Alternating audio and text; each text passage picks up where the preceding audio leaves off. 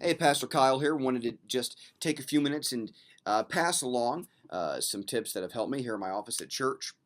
When I'm studying the Bible, I'm always wanting to get some fresh insight. I'm always wanting to get new understandings. And so, two ways that help me with that: one is a good Bible commentary or study Bible, and the second are fresh translations. Sometimes, when something is translated a different way, you see it through fresh eyes.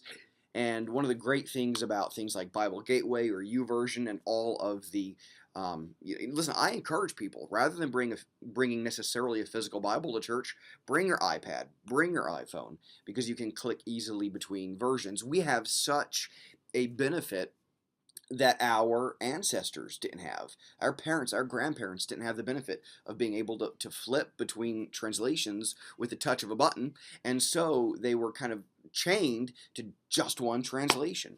And as all of you who are bilingual know, when you're trying to translate something, lots of ways to do it. So I want to give you some secret translations of mine that help me. Today, I'm just going to focus on the Old Testament. You're not going to find these translations on Bible Gateway or YouVersion because they're Jewish.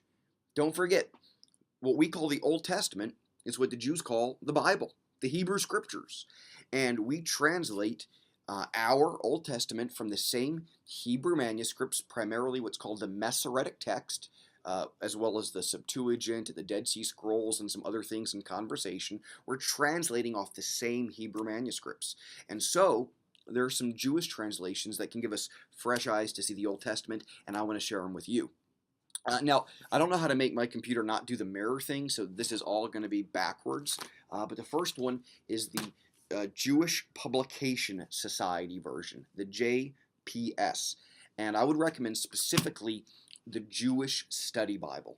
I'm going to read the first part of Genesis from each of the three recommendations. And of course, if you're familiar with Genesis, in the beginning, God created the heavens and the earth was formless and void, and the Spirit hovered on the face of the deep. You're probably familiar with something like that. The Jewish Publication Society version translated: when God began to create heaven and earth, the earth being unformed and void, with darkness over the surface of the deep, and a wind from God sweeping over the water.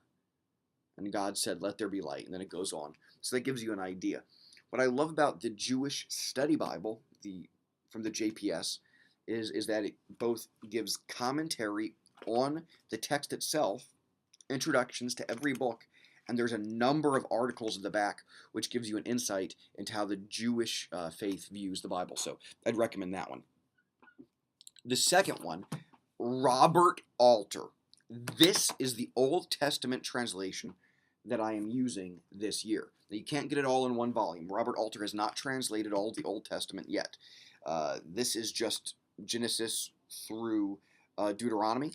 He has a separate work for Psalms, a separate work for Judges through 2 Samuel, a second work, or yet another work for some of the prophets. He's not made it through all the prophets. Let me tell you why I love Robert Alter after I read you Genesis 1. Here's how he translates Genesis 1.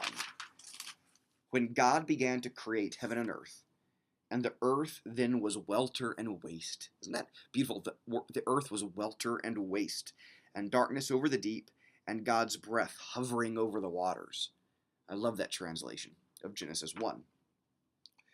Robert Alter has a great commentary. Phenomenal. He has a literary mindset, so he approaches the text seeing literary themes. He picks up literary and narrative connections in the David story like I had never seen before. He picks up things in Abraham, Isaac, and Jacob's life cycle and connections I had never seen before. I'd really recommend Robert Alter as well. And again, his version is by and large the Old Testament translation that I'm doing this year. And the last one is just Genesis through Deuteronomy, the first 5 books, and it's the 5 books of Moses by Everett Fox. It's pretty thick. And I'm going to read again Genesis 1 and 2, and then tell you why I like this so much. At the beginning of God's creating of the heavens and the earth, when the earth was wild and waste, darkness over the face of the ocean, rushing Spirit of God hovering over the face of the waters. And again, I love this. Here's the deal about Everett Fox. This is the most literal Hebrew to English translation that you can get. Not the easiest to read. He sacrifices readability. He sacrifices English to get it as close to the Hebrew as possible. So for all you literal heads out there, all you guys who you're not looking for a paraphrase, you're not looking for a thought for thought translation, this is the closest that all of us non-Hebrew readers can get. He even translates names into Hebrew. So you're not going to see Moses called Moses. He's called Moshe. Abraham is not called Abraham. He's Avraham. Eve is, let me find how he does Eve name, but it's essentially the way Hebrew people translate it. So if I'm looking here, Adam, I believe, is just Adam, and Eve might just be Eve. I'm trying to find it here. Should have looked that one up ahead of time, but you get the idea. It is wonderful. Oh, here it is. Eve is Isha, and man is Ish, and I might be Ish or Isha. Again, he's very close to the Hebrew. Also, as a commentary, his commentary is not as extensive as the other two commentaries, but also as a commentary, Everett Fox I would recommend because of how literal it is to the Hebrew. Now, having said that, and I recommend all of them, I do want to give a word of caution. All of these are coming from a non-Christian Jewish mindset. So, in the Jewish Publication Society, in their study Bible, they will make pains to point out why they do not believe that prophecies in the Old Testament that we see pointing to Jesus, there are times that they will tell you why they don't think it points to Jesus. I think they're wrong. I think I disagree with them. But again, the value I get is greater than that. So I spit out the bones, I swallow the fish. Robert Alter, not only is he not a Christian, he's a liberal Jew. So there are times in his commentary that, for instance, with Samson, he doesn't really see Samson as a historical figure. He doesn't necessarily see the crossing of the Red Sea as a historical event. I very much disagree with him on those parts, okay? But again, the benefit when he's on is so good that I just overlook when he's off. Alter's also very good at pointing out when the Hebrew that we work from is just hard to translate, and we're not quite sure what it means. And for some people who are maybe young in the faith or naive, and you think that translation is easy, and the Masoretic texts or the manuscripts are always easy to understand, they're not. And I do think Robert Alter overstresses the difficulty sometimes. I think he makes a good point. I think he plays that hand a little heavily. Here's my caution with all of these. The benefit is you're getting a completely different interpretation of the Old Testament. That's the benefit.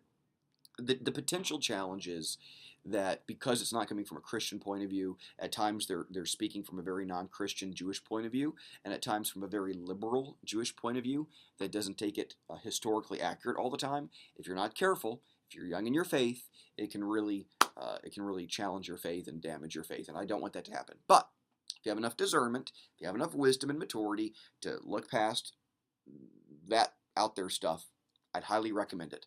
So, I hope this is helpful. These are resources that I use. I get a lot out of them. And maybe next week, I'll give you some of my New Testament resources that I use a lot. All right. God bless. Hope this helps. Have a good day.